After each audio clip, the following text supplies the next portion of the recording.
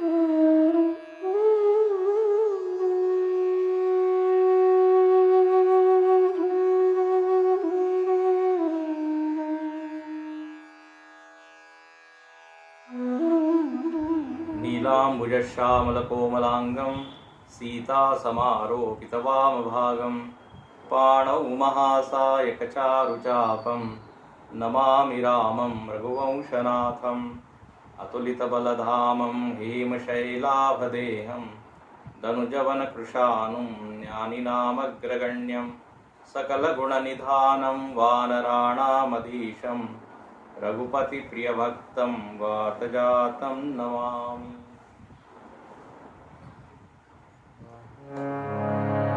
श्रीराम जय जय राम, श्रीराम जय जय राम, श्रीराम जय जय राम, श्रीराम जय जय राम, श्रीराम जय जय राम, श्रीराम जय राम, श्रीराम जय राम, श्रीराम जय राम, श्रीराम जय राम,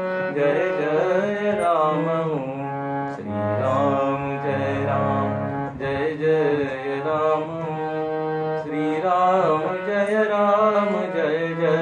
राम, श्रीराम जय राम,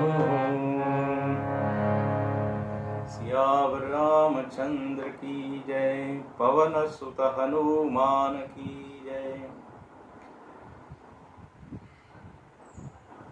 पिछले सत्संग में हम लोगों ने देखा कि निषाद राज को श्री लक्ष्मण जी ने ज्ञान दिया, आत्मज्ञान का उपदेश किया। छोटा सा प्रसंग है लेकिन काफी गंभीर प्रसंग है। निषाद को दुख हुआ भगवान को देखकर, और उस दुख की निवृत्ति के लिए लक्ष्मण जी ने कर्म का सिद्धांत बताया, वेदांत का सिद्धांत बताया, और ये ज्ञान कराया कि राम जी तो परब्रह्म है, अविगत अलख अनादि अनूपा। वह तो वह तत्व है जिसको कोई भी चीज स्पर्श नहीं कर सकती, सुख दुख के वो परे हैं। और वास्तव में ये उपदेश करके लक्ष्मण जी हमको अपना भी ज्ञान कराते हैं कि जो जीव है वो वास्तव में तो ब्रह्म ही है। जीवो ब्रह्मैव नापरा। जीव ब्रह्म से अलग नहीं है, जुदा नहीं है, दूसरा नहीं है, पराया नहीं है। जीव को ब्रह्म से अलग करेंगे तो द्वैत हो जाएगा। फिर द्वैत की अलग अलग अनेक उसमें दोष है, ब्रह्म भी परिच्छिन्न हो जाएगा। फिर उनमें विजातीय भेद हो जाएगा जीव और ब्रह्म में। जैसे पत्थर और मनुष्य, इनमें जो भेद है वो विजातीय भेद है। तो भेद तो मानना ठीक नहीं है, क्योंकि भेद मानते ही वस्तु सीमित हो जाती है, लिमिटेड हो जाती है। तो वेदांत का विषय है, तो इसलिए जीव ही ब्रह्म है। वेदांत के दो सिद्धांत हैं, जीव ब्रह्म है और जगत मिथ्या है। ये वेदांत के दो मुख्य सिद्धांत हैं। लक्ष्मण जी ने दोनों को यहां प्रकाशित किया। कहा कि ये जगत स्वप्नवत है, सपने होई भिकारी नृप, रंक नाक पति होई, जागे हानि न लाभ कछु, तिभी प्रपंच जी जो। स्वप्न से उठने के बाद न कोई लाभ है न हानि है। बोले ऐसे ही अज्ञान की निद्रा से उठने पर मालूम पड़ता है सब भ्रम है। संयोग, वियोग, सुख, दुख, मान, अपमान, जितने भी द्वंद्व है, भ्रम फंदा लक्ष्मण जी ने यह शब्द बोला था, भ्रम के फंदे हैं ये। लेकिन जब तक अज्ञान है तब तक ब्रह्म को ही ब्रह्म मान लेते हैं, ब्रह्म को ही सत्य मान लेते हैं। यहां पर लक्ष्मण जी ने बहुत बढ़िया निरूपण किया और अवतार का प्रयोजन भी बताया कि ये परब्रह्म परमात्मा अवतार क्यों लेता है। भगत भूमि भूसुर सुरभि सुर, भक्तों के लिए, सज्जनों के लिए और हम सब लोगों के लिए एक आदर्श प्रस्तुत करने के लिए भगवान अवतार लेते हैं। मर्त्यावतार, मर्त्य शिक्षणम ऐसा कहा है। धर्म का एक ऊंचा स्टैंडर्ड स्थापित करते हैं भगवान, ताकि हम उसको देख के हम भी वैसा जीवन जिए। हमारे जीवन मूल्य बताने वाले जो ग्रंथ है वो रामायण है, भगवत गीता है, महाभारत है। जीवन को कैसे जिए ये कला बताने वाले ग्रंथ है। अब कहते हैं जब लक्ष्मण जी ने ये उपदेश किया, निषाद राज को थोड़ा संतोष हुआ, निषाद का विषाद चला गया और भगवान लक्ष्मण जी कहते हैं उसको, सखा समुझिय परिहरि मोहू सिय रघुवीर चरण रत हो। अब मोह को छोड़कर तुम सीता जी और राम जी का क्या करो, उनके चरण से प्रेम करो। ये 93 के बाद, तो 93 तक लक्ष्मण गीता है। दोहा क्रमांक 92 और 93, 92 और 93। अब आगे की कथा, अब देखिए क्या हुआ, तो इसको पढ़ते हैं 93 के बाद। सखा समुझियस परिहरि मोहू सिय रघुवीर चरण रति हो। कहत राम गुण भाभिनुसारा जागे जग मंगल सुखदाता दारा। सकल सोच करी राम नहावा सुचि सुजान बट क्षीर मगावा। अनुज सहित सिर जटा बनाए देखि सुमंत्र नयन जल छाए।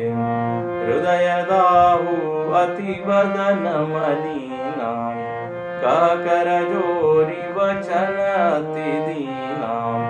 नाथ कहे अस कोसल नाथा लय रतु जाऊं राम के साथा। बनु देखाई सुरसरी अनवाई। आने हूँ फेरी बेगी दो भाई। लखनु राम सिय आने हूँ फेरी। संशय सकल सकोच निबेरी। रूप सकयउ गोसाई जस कहि करो बल सोई। करि बिनती पायन परऊ दीन बाल जिम रोई। सियावर रामचंद्र की जय। पवन सुत हनुमान की जय। उमापति महादेव की जय। बोलो भाई सब संतन की जय। निषाद राज को लक्ष्मण जी सखा कह के पुकारते हैं। अरे सखा, तुम मित्र हो। अब जंगल में जंगली है वो, आदिवासी, वनवासी, अरण्यवासी है, लेकिन लक्ष्मण जी सखा कहते हैं। राम जी उसको सखा कहते हैं। ये है रामायण, जहाँ भेदभाव नहीं है। निषाद को लक्ष्मण जी ने कहा राम जी के चरणों में भक्ति करो, प्रेम करो, मोह तुमको स्पर्श करेगा नहीं। कहते हैं इस तरह ये रात में उपदेश हुआ। ये उपदेश करते करते सवेरा हो गया। हाँ, और फिर सुबह कहते हैं भगवान उठे हैं, है ना, पेड़ के नीचे सोए थे, उसको देखकर ही निषाद को दुख हुआ था। भगवान उठे हैं प्रातः काल, सकल सोच करी राम नहावा। राम जी ने स्नान किया। अब वहां पे नदी के किनारे ही स्नान किया, नदी ही है वहां, और तो कोई सुविधा है नहीं। उसके बाद भगवान ने वड का दूध मंगाया, वट वृक्ष का दूध। बोले क्यों? तो बोले अब मुझको जटाएं बनानी है, जटाएं। देखो भगवान को कहा गया है कि तपस्वी के वेश में आपको रहना है। तो तपस्वी तो उसकी तो एक ही हेयर स्टाइल होती है, जटा। हर दिन अलग अलग करता नहीं। भगवान अब जटा बनाते हैं। देखो अनुज सहित सिर जटा बनाए। बड़ का जो दूध होता है बट वृक्ष का, उससे उसको बालों को ऐसा जोड़ के जटा बनाए। और ये जटाएं वास्तव में वैराग्य का प्रतीक है। भगवान शंकर की भी कैसी जटा है, जटाधारी। तो जटिलो मुंडी लुंचित केश आता है ना भज गोविंदम में। जटिल लोग, जटिल मतलब जटाधारी, जटिल मतलब कॉम्प्लिकेटेड नहीं। तो भगवान अब यहाँ पे कहते हैं अब मुझको तो जंगल में रहना है 14 वर्ष। एक बार जटा बना ली तो फिर बार बार उन बालों का ध्यान रखना नहीं पड़ेगा ज्यादा। और जटा से ये अर्थ है कि अब हम सौंदर्य के ऊपर ज्यादा ध्यान नहीं देंगे। आप कहते हैं जब ये भगवान करने लगे तो सुमंत्र जो कि उनके साथ अभी तक आए हैं, रथ में बिठा के लेके आए दोनों तीनों को, उनके आंखों में जल, रोने लगे सुमंत्र। उनसे देखा नहीं जा रहा है कि राजपुत्र राजकुमार बताइए जटा धारण कर, ये कैसा दिन आ गया है। हृदय दाहु अति बदन मलिना। हृदय उनका जलने लगा, मुख उदास हो गया। और इससे ये बात स्पष्ट हो गई उनको कि भगवान वापस नहीं चलेंगे। भगवान पूरी तैयारी अब कर रहे हैं। और सुमंत्र ने अब तक नहीं बोला था।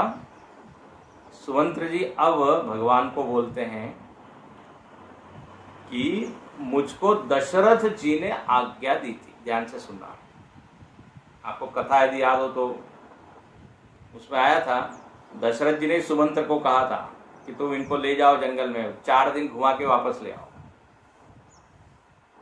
अभी तक दशरथ जी ने जो कहा था वो बताया नहीं है, लेकिन अब वो कहते हैं कि आपके पिताश्री ने कहा था बनु देखाई सुरसरी अनवाई। बोले अब इनको, राम जी को, लक्ष्मण जी को, सीता जी को भी जाने के लिए तैयार हो ही गए। तो बोले ठीक है ले जाओ इनको, जंगल थोड़ा सा दिखा दो, गंगा जी का स्नान करा दो और इनको वापस लेके आना। ऐसा देखो दशरथ जी का तो मन मानता नहीं कि राम जी हमसे कैसे दूर रहेंगे, मैं उनसे कैसा दूर रहूं। तो ये उन्होंने कहा। और दशरथ जी ने एक और बात कही कि यदि राम जी लक्ष्मण जी नहीं आए तो सीता जी को तो वापस लेके ही आ जाए। ये तो यहाँ पे सुमंत्र जी अपनी बात कहते हैं। देखो 94 के बाद, नृप अस कहो गोसाई जस कही करो बल सोई। नृप अस कहो गोसाई, हे गोसाई भगवान को कहते हैं। प्रभु रामचंद्र जी जो पिताजी ने कहा है वो मैंने आपको बताया, वो मैं आपको बता रहा हूं। आपको पुनः चलना चाहिए। और कहते हैं सुवंत जी बिल्कुल भगवान के चरणों में गिर पड़े और बच्चा जैसा रोता है ऐसे रोने लगे। दीन बाल जिमि रोई। बार बार भगवान को कहते हैं वापस चल। भगवान उसको उठाते हैं और कहते हैं मंत्र ही राम उठाई प्रबोधा। उसको प्रबोध ज्ञान कराते हैं। बोले देखो तुम्हारा प्रेम है, भक्ति है, दशरथ जी की भी ममता मेरे प्रति है, प्रेम है, मैं जानता हूं, लेकिन धर्म और प्रेम अब दो चीजें हैं। अब प्रेम के अधीन होकर यदि धर्म को मैं छोड़ दूं तो ये तो ठीक नहीं होगा। और यहाँ उदाहरण देते हैं कि बड़े बड़े लोगों ने वचन दिया है और उस वचन को पूरा किया, उसको पालन करने में चाहे कितनी ही कठिनाई क्यों न हो वो उन्होंने पालन किया। कहते हैं ना सत्य जो है उसका पालन करना कठिन होता है, लेकिन सत्य कभी पराजित नहीं होता, सत्य ही जीतता है, लेकिन उसका पालन करना कठिन होता है। उदाहरण देते हैं शिबी राजा, दधीची, ये सब पुराणों में कथाएं आती है। दधीची की भागवत में भी कथा आती है, आप सब जानते हैं। देवताओं ने दधीची की हड्डी मांग ली। उन्होंने कहा ठीक है हम देंगे। पहले तो उन्होंने वचन ले लिया, सारे देवताओं ने कहा कि हम आपसे कुछ मांगने आए। दधीची ने कहा ठीक है हम देते हैं। और मांगा क्या? बोले आपकी हड्डी, क्योंकि उसी से एक वज्र बनेगा और वही वृत्रासुर को मार पाएगा। तो दधी जी ने वचन दिया है तो वचन को निभाना धर्म है, तो उन्होंने उसको पालन किया। शिबी राजा की भी कथा आती है। और हरिश्चंद्र, उन्होंने तो स्वप्न में दान कर दिया था विश्वामित्र जी को, उन्होंने जो है उसका पालन किया, सब कुछ उनको देना पड़ा। हरिश्चंद्र की कथा बड़ी प्रसिद्ध है। तो बोले सहे धर्म हित कोटि कलेशा, करोड़ों करोड़ों क्लेश इन लोगों ने सहे, किसके लिए? धर्म के लिए। रंती देव, ये भी भागवत में कथा आती है। बलि, राजा बलि ने वचन दिया कि हाँ आप जो कहेंगे मैं दूंगा, और भगवान ने 3 पग भूमि मांगी, पूरा ब्रह्मांड ही नाप लिया। लेकिन बलि ने कहा ठीक है मैंने वचन दिया है तो दूंगा। और बलि को बात समझ में आ गई थी कि ये कोई सामान्य नहीं है, ये तो भगवान ही है। अपना सिर उसने रखा, कहा इसके ऊपर तीसरा पैर आप रखिए। तो ऐसे उदाहरण दे यहाँ पे दिए हैं। और इसलिए एक पंक्ति बहुत प्रसिद्ध है, यहाँ कहते हैं कि धर्मन दूसर सत्य समाना, आगम निगम पुराण बखाना, मैं सोई धर्म सुलभ करि पावा, तजेति हुपुर अपजसु छावा, संभावित कहूँ अपजस लाऊं, मरण कोटि सम दारुण दाऊं, तुम सन तात बहुत का खाऊं, दिए उतरू फिर पातक भगवान कहते हैं धर्म के जैसा कोई सत्य नहीं। धर्म का त्याग मतलब सत्य का त्याग। और धर्म और सत्य को छोड़ने से क्या होता है, ध्यान से सुनना, अपयश होता है उस व्यक्ति का। और एक पंक्ति तो बिल्कुल भगवत गीता का जो श्लोक है उसी का अनुवाद है।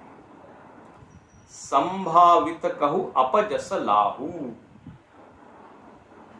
ये गीता में एक श्लोक आता है। भगवान कृष्ण अर्जुन को कहते हैं कि देखो तुम संभावित हो। संभावित मतलब भावित मतलब पूजित, लोगों ने तुमको बड़ा सम्मान दिया है, तुम्हारी पूजा की है, तुमको लोग आदर्श मानते हैं। अब यदि कोई ऐसा आदर्श व्यक्ति, ध्यान से सुनना, धर्म को छोड़ता है तो उसका अपयश होता है, और अपयश का प्रपोर्शन भी बहुत ज्यादा होता है। यदि यश ज्यादा है तो अपयश भी उतना ही। और जो जिसका यश फैला हुआ है उसका जब अपयश होता है ना, तो उसको इतना कष्ट लगता है, मरने से अधिक कष्ट उसको लगता है। बोले इससे मर जाए तो अच्छा। तो वहां भगवान ने श्लोक बोला है, संभावितस्य चाक कीर्ति मरणाद अतिरिच्यते। जो आदर्श व्यक्ति है उसको अपयश सहन नहीं होता। भगवान यहां बिल्कुल यही कहते हैं, संभावित का अपजस लाभ, उसी का। बोले अब लोग मुझको आदर्श मानते हैं, मेरे से प्रेम करते हैं, और मैं यदि धर्म को छोड़ दूं तो इतना अपयश होगा जो कि मरण से भी कहीं ज्यादा कष्ट है, मृत्यु के समान होगा। इसलिए सुमंत्र जी आप ऐसा मत कहिए कि वापस चले। और देखो भगवान बोलना जानते हैं। भगवान कहते हैं मैं आपको प्रति उत्तर दे नहीं सकता, आप पिताजी के जैसे, इसलिए बहस करना ठीक नहीं है। लेकिन अब आप जानते हैं धर्म क्या है, और बार बार कहते हैं सुमंत्र जी को कि आप पिताजी के चरण पकड़ के उनको बार बार नमस्कार करके ये कहना कि वन में किसी भी प्रकार की दिक्कत नहीं है, आप चिंता न करें। देखो ये है भगवान राम। ये तो कहने को तो कह सकते हैं कितनी मुश्किल है, कठिन है, पेड़ के नीचे सोना पड़ रहा है, पत्थर पर सोना पड़ रहा है, लेकिन पितृदेवो भव मातृदेवो भव इसको जीते हैं। बोले बिल्कुल पिताजी को ये नहीं कहते। और आप तो पिताजी के जैसे हमारे हितैषी हैं, आप तो वही सब बोलिए जिससे पिताजी को सुख हो। ये ऐसा मैसेज दीजिए, ऐसा उनसे चर्चा की। अच्छा, इस तरह से जब राम जी बोल रहे थे, लक्ष्मण जी ने थोड़ी सी कड़वी बात बोल दी, क्योंकि लक्ष्मण जी को बड़ा गुस्सा आ रहा है कि पिताजी ने बताइए, कई ने पिताजी ने भगवान को जंगल में भेज दिया। उनको गुस्सा थोड़ा है भीतर से, तो प्रकट हो ही गया लक्ष्मण जी। लक्ष्मण जी ने कुछ बोला है, क्या बोला यहाँ पर लिखा नहीं है, लेकिन इतना लिखा है, पुनि कछु लखन कही कटु बाणी, 95 के बाद 4th जो, something which is not sweet, कटु वाणी। तब देखिए भगवान ने तुरंत सुमंत्र जी को कहा कि ये लक्ष्मण जी जो बोल रहे हैं ना, ये पिताजी को मत बोलना, पिताजी के हृदय पे आघात होगा, उनका दिल दुख जाएगा, इसलिए कटुक वचन मत बोल रे, तुझे पिया मिलेंगे। वाणी ऐसी बोलिए मन का आप। अब लक्ष्मण जी का गुस्सा है, ठीक है, उन्होंने बोल दिया है, लेकिन अब जरूरी नहीं कि पिताजी को जाके बताना है। तो इसलिए बोलना कैसा चाहिए, अभी आज सायंकाल हम लोग देखेंगे, वाचिक तप भगवत गीता में आएगा, अनुद्वेग करम वाक्यम सत्यम प्रिय हितम चयत। लक्ष्मण जी के जो वाक्य थे थोड़े से प्रिय नहीं थे, उद्वेग करने वाले थे। यहां कहते हैं कि बिल्कुल भूल जाओ उसको, बताना नहीं। देखिए ऐसा कहते हैं, 2 चीज भूलनी नहीं चाहिए, 2 चीज भूल जानी चाहिए। कौन सी 2 चीज नहीं भूलनी चाहिए? तो बोले एक है भगवान और एक है मौत, मृत्यु, इसको भूलना नहीं चाहिए, मृत्यु और भगवान। और किसको भूल जाना चाहिए? तो बोले आपने यदि किसी का भला किया हो, अच्छा किया हो, तो वो भूल जाइए। और दूसरा, यदि किसी ने कुछ बुरा बोला हो आपके लिए, तो वो भूल जाइए। भला और बुरा में विवेक क्या करना है? Whatever good you have done for others, forget. और यदि किसी ने कुछ गड़बड़ बोला है, वो भी भूल जाइए। यहाँ राम जी वही कहते हैं, ये लक्ष्मण जी थोड़ा बोल रहे हैं गुस्से में, मत बताना प्रभु बर जे बड़ अनुचित जानी। भगवान ने कहा अनुचित है, अच्छा, इसके बाद भगवान जो है सुमंत्र जी को सौगंध दिलाते, कहते हैं आप बिल्कुल ये कहिएगा नहीं और सब अच्छा अच्छा कहिए। अच्छा, उसके बाद सुमंत्र जी कहते हैं महाराज अब आप तो नहीं आ सकेंगे, लेकिन पिताजी ने कहा है कि सीता जी जो है वो सहन नहीं कर पाएगी वन का कष्ट, तो सीता जी को वापस ले जाते हैं। भगवान ने कहा हाँ ये बिल्कुल ठीक बात है, और सीता जी को जो है भगवान समझाते हैं कि देखो तुमको वापस लौट जाना चाहिए, आज्ञा तो मेरे लिए हुई है, तुमको जो है वापस जाना चाहिए, सास ससुर की सेवा करनी चाहिए। इसलिए लिखते हैं 96 के बाद, सास ससुर गुर प्रिय परिवार, फिरहु तो सब कर मिटे खवार, सुनि पति वचन कति वैदेही, सुनहु प्राणपति परम स्नेही, प्रभु करुणामय परम विवेकी, तनु तज रहति छार मीछे की, प्रभा जाई का भानु बिहाई, कह चंद्रिका चंदू तजी जान। भगवान अलग अलग ढंग से सीता जी को समझाते हैं, तुम घर में लौट जाओ, जैसे ही तुम घर जाओगे सबकी चिंता मिट जाएगी, और तुमको देख के हाँ उनको थोड़ा एक ढाढ़स बंधा रहेगा। जब सीता जी को बार बार कहा तो सीता जी की टिप्पणी देखी, सीता जी की रिएक्शन। सीता जी कहने लगी आप जो कह रहे हैं ठीक है, लेकिन आप ये बताइए कि क्या कभी सूर्य की जो प्रभा है, जो किरण है, वो क्या सूर्य से अलग रह सकेगी क्या? एक है सूर्य और एक सूर्य की किरण, क्या दो को अलग कर सकते हैं? या फिर चांदनी और चंद्रमा, उसको अलग किया जा सकता है? आप यदि चंद्र है, रामचंद्र है, तो मैं चांदनी के सदृश। आप सूर्य है, सूर्य वंश के राजा है, सूर्य है, मैं वो किरण के समान हूं।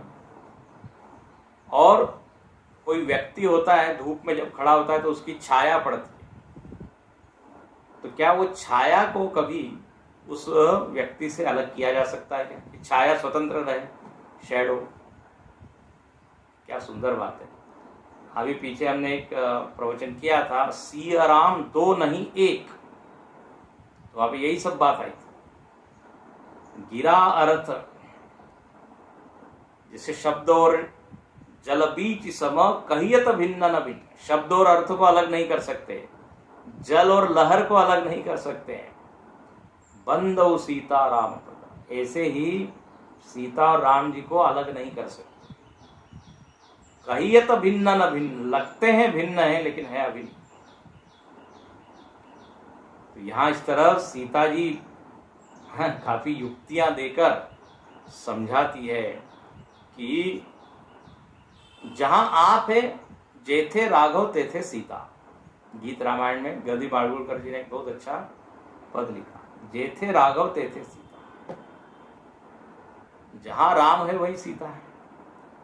और आपको लगता है मुझको यहाँ कष्ट है, बोले यहाँ पर आपके साथ यदि मैं हूं तो महल से ज्यादा ये सब सुख देने वाली चीजें हैं।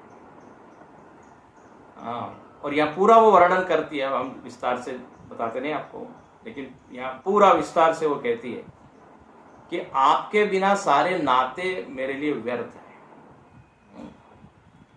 पिय विहीन मन भावन, बिनु बादी जह लगी नाथ। इस तरह सीता जी बहुत समझाती है और कहने लगी, बिनु रघुपति पद पदुम परागा, मोहि केउ सपने सुख धन लागा। आपके चरण कमल के अलावा मुझको स्वप्न में कोई भी चीज सुखदायक नहीं लग सकती, स्वप्न में भी नहीं, जागृत में तो छोड़। आपके चरण कमलों के पीछे मैं चलूंगी, इससे बढ़िया और कोई सुख है। इसलिए वो कहती है सासु ससुर सुन मोरी होती विनय कर विपरिपाई। सीता जी भी कहती है सास और ससुर के पैर पकड़कर उनको कहिए कि मोरे मोर सोच जनि करिय कछु, मैं बन सुखी सुभा। मैं जंगल में सुखी हूं, मेरी चिंता न करें। इस तरह जब सीता जी ने भी मना कर दिया, सुमंत्र जी बहुत ही दुखी है और अब उनको लगा कि अब तो चलना ही पड़ेगा, तो बड़े ही भारी मन से सुमंत्र जी रथ को मोड़ते हैं। उनको कुछ सूझ नहीं रहा है, नय न सूझ नहीं सुनई न काना, कुछ सूझता नहीं, कुछ दिखाई नहीं देता। व्याकुल चित्त से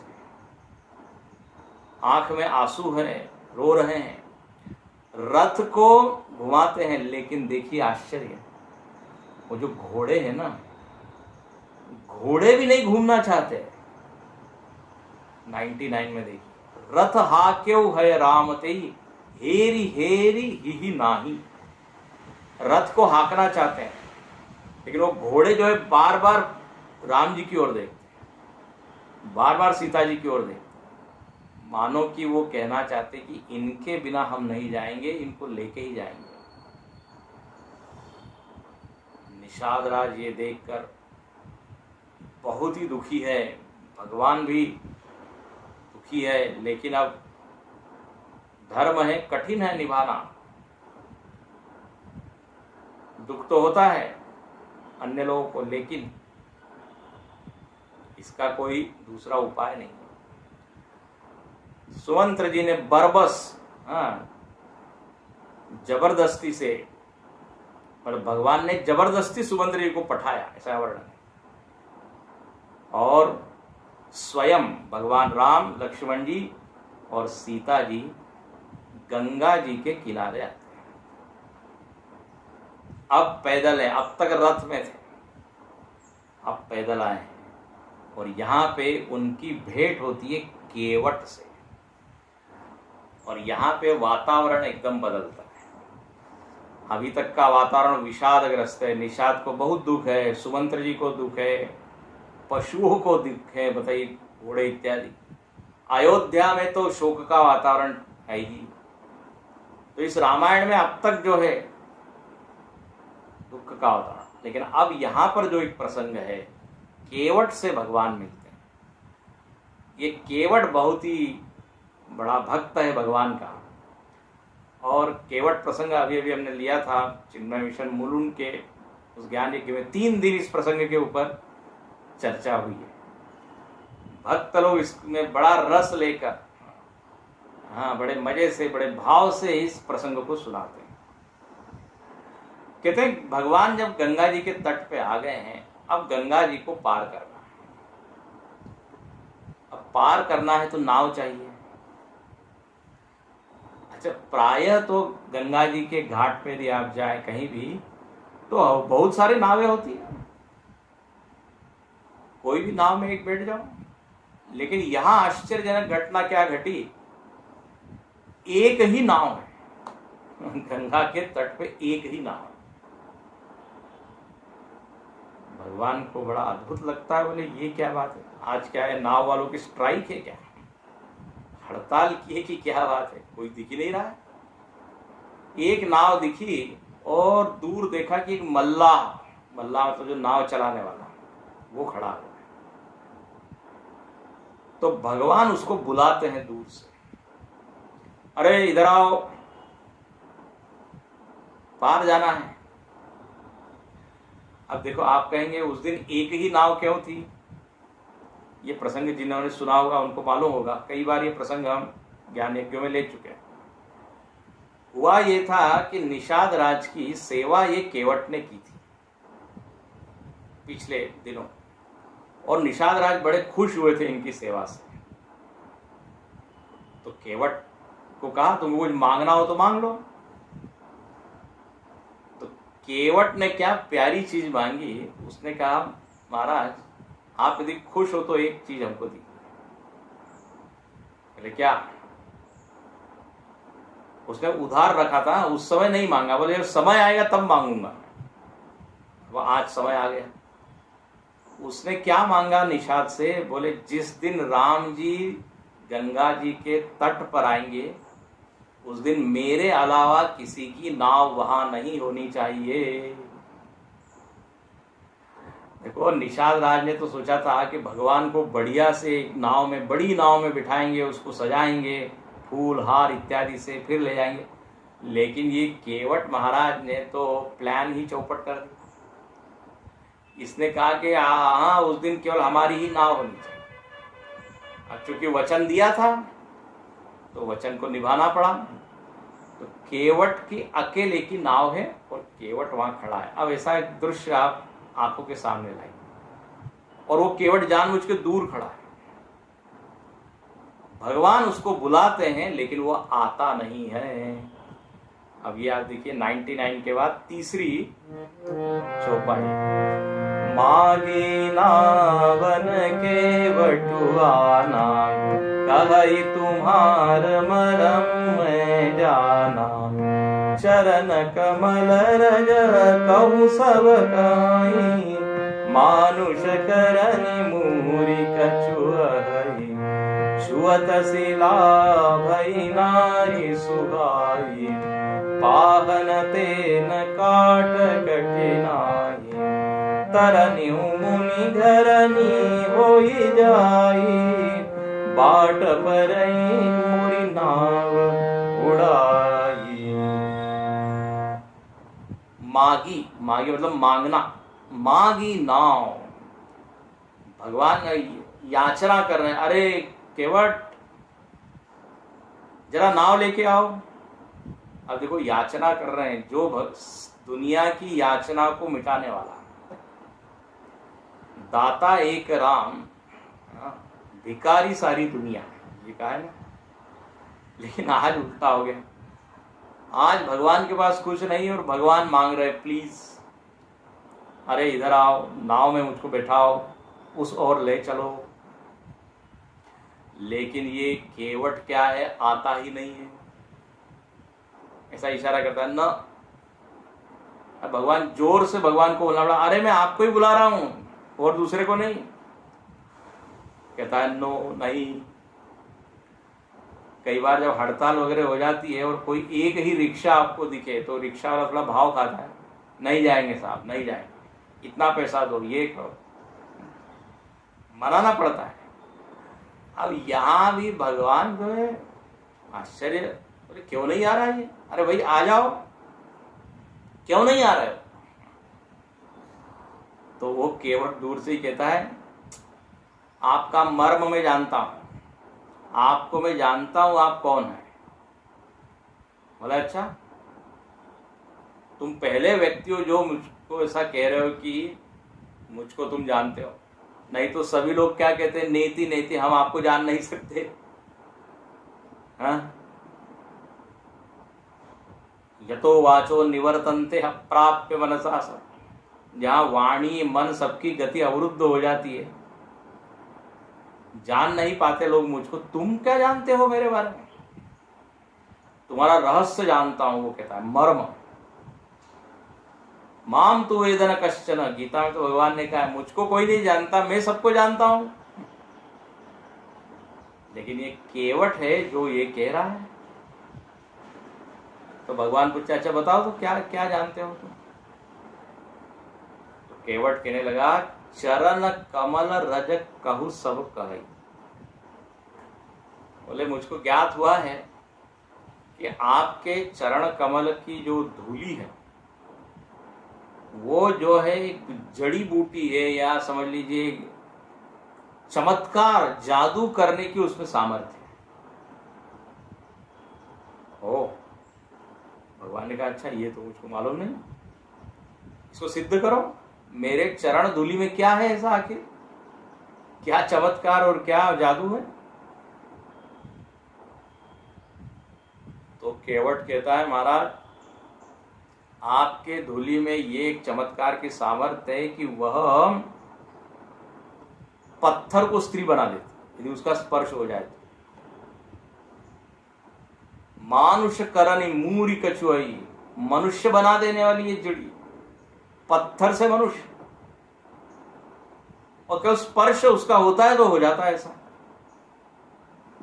भगवान ने कहा कि उदाहरण दो, दृष्टांत। बोले छुअत शिला भई नारी सुहाई, उदाहरण दिया उसने। देखिए अपने शास्त्रों में तर्क किया जाता है तो पहले प्रतिज्ञा होती है, जो सिद्ध करना है। तो यहां सिद्ध क्या करना है?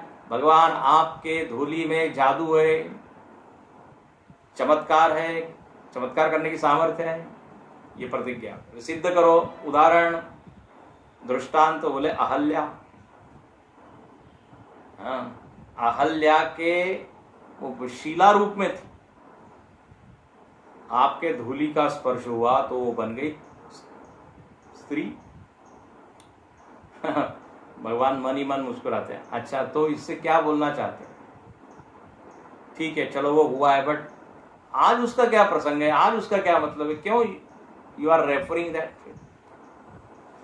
तो यहाँ पे वो कहते हैं महाराज ऐसी बात है, आप जब नाव में चढ़ोगे तो आपके चरण धूलि का स्पर्श नाव से होगा, है ना?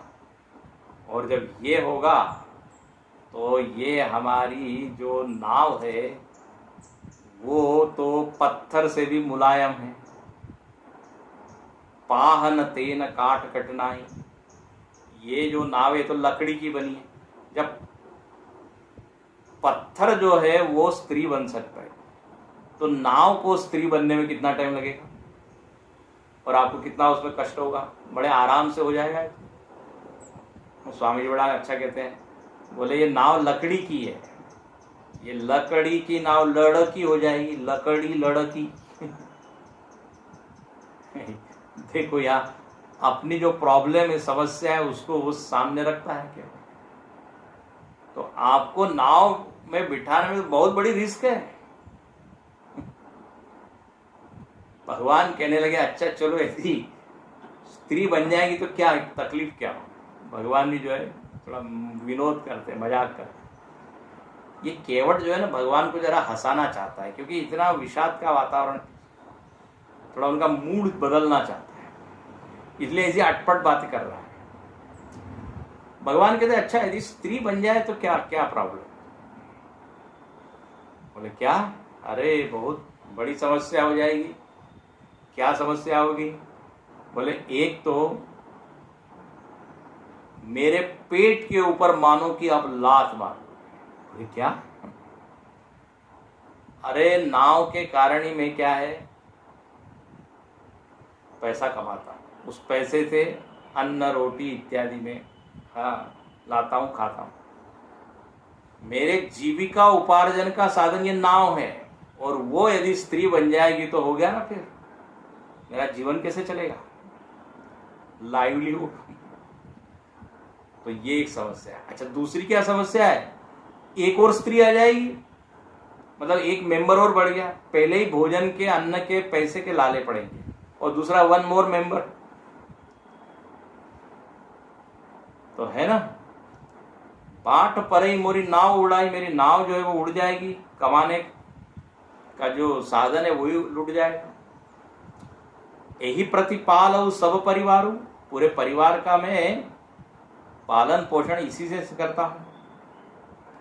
हाँ, भगवान उसको छेड़ते हैं। भगवान कहते हैं अच्छा ठीक है चलो नाव तुम्हारी चली जाएगी, तो तुम ये पार लगाने का काम नहीं कर पाओगे, ठीक है आएगी, लेकिन दूसरा काम पकड़ लो ना, काम की कमी थोड़ी है वो, दूसरा काम धंधा कर लो।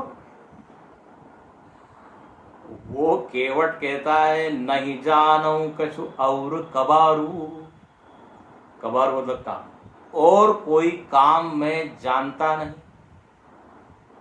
हम तो खानदानी मल्लाह है, मतलब जन्म से हमारे पूर्वज लोग भी यही करते रहे, गंगा जी के किनारे ही रहे हैं, और यही एक ही काम हमको आता है। दूसरा काम आता हो पैसा कमा भी ले, तो दूसरा तो मुझको आता है। इसलिए बहुत समस्या है, आपको मैं नाव में बिठा नहीं सकता। भगवान कहने लगे अरे ये तो बड़ी अजीब बात है, भगवान कहने लगे ठीक है, तुम नहीं बिठाओगे दूसरी नाव में चले जाएंगे। केवट ने कहा देख लो, कोई दूसरी नाव मिल जाए तो ठीक है। अब वहां कोई नाव ही नहीं है। अब भगवान पूछते हैं उससे, भाई पार तो मुझको जाना है, और अब मैं ये जानता हूं कि तुम्हारे अकेले की नाव यहां है। तुमने बड़े चालाकी से ये सारी योजना बनाई हुई है लगता है। अच्छा लेकिन अब बताओ, अब उपाय क्या है? अब चलो प्रॉब्लम तो है, लेकिन देखिए प्रॉब्लम के ऊपर ही कॉन्सेंट्रेट नहीं करना चाहिए, सॉल्यूशन क्या है? ये आप हमेशा सुनते होंगे मैनेजमेंट में इत्यादि टॉक्स में, focus on solution more than on problem.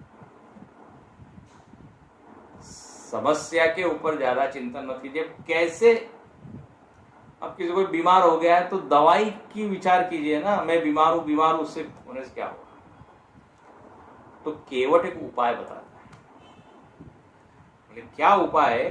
जो प्रभु पार अवसिगा चाहूं, मोहि पद पदुम पखार न कहो। बोले यदि आपको पार जाना है तो उसका एक उपाय ये है कि आप मुझको कहिए कि हे केवट, मेरे पैर तुम धो, चरण धो। मतलब क्या? चरण धोने की आज्ञा आप मुझको दीजिए तो मैं आपके चरण को साफ कर दूंगा, धूल का एक भी कण रहने नहीं दूंगा, तो then I will be safe. भगवान ने कहा ओहो अच्छा, तो ये सारी चीजें तुमने इस प्रयोजन के लिए की है। तुम पाद प्रक्षालन करना चाहते हो ना, पाद पूजा, हम लोग जैसे पादुका पूजा करते हैं। ओ पद्म पदारण पखारण करें, आप आदेश दीजिए, और जब मैं आपके चरणों को अच्छे से धो लूंगा, पद कमल धोई चढ़ाई नावन नाथ उतराई चहो। बोले मैं आपके चरण को धो लूंगा, फिर आपको बिठाऊंगा, फिर उधर ले जाऊंगा। और यहाँ पहले ही कह देता है वो कि ये मैं कोई किराए के लिए नहीं कर रहा हूं कि आप मुझको कुछ उतराई देंगे। बोले नो, न नाथ उतराई चहो। और ये मैं शपथ खा के कहता, दशरथ जी की शपथ खा, सच कह रहा हूं। ऐसा नहीं कि बाद में जाके मैं कुछ बहुत ज्यादा पैसा मांगूंगा। बोले कुछ नहीं मैं मांगूंगा। जब इस तरह से केवट बोल रहा है ना, तो लक्ष्मण जी को थोड़ा गुस्सा आ रहा है। बोले क्या बात कर रहा है, शपथ खाता हूं और ये और वो, और आपके चरण धूली में तो जादू है और तो स्त्री बन जाएगी और ये। तो लक्ष्मण जी को गुस्सा है। बोले भगवान के साथ कैसी बात करना, इसको ज्ञात नहीं है। तो लक्ष्मण जी बाण की ओर जो है अपना हाथ ले जाते, बाणों के बाण, इसको एक मार के जरा इसको सिखाया जाए। तो यहाँ केवट कहता है, बरु तीर मारहु लखु न पै, जब लगी न पाय पखारियऊ। बोले भले ही लक्ष्मण जी मुझको तीर मार दे, लेकिन जब तक मैं आपके चरणों को धोऊंगा नहीं, तब तक नाव में बिठाऊंगा।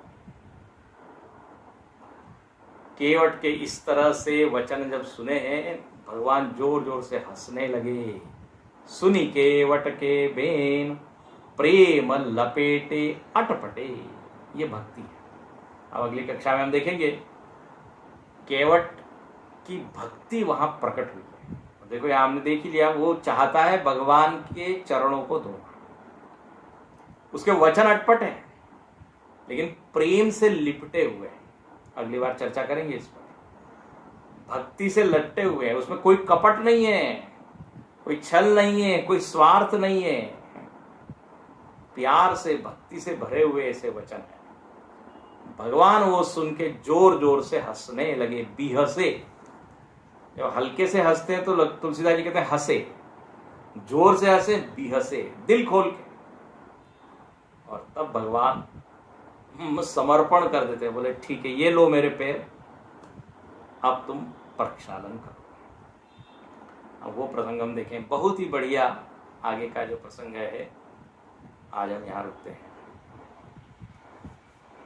ओम ओम पूर्णमदः पूर्णमिदं पूर्णात् पूर्णमुदच्यते पूर्णस्य पूर्णमादाय पूर्णमेवावशिष्यते।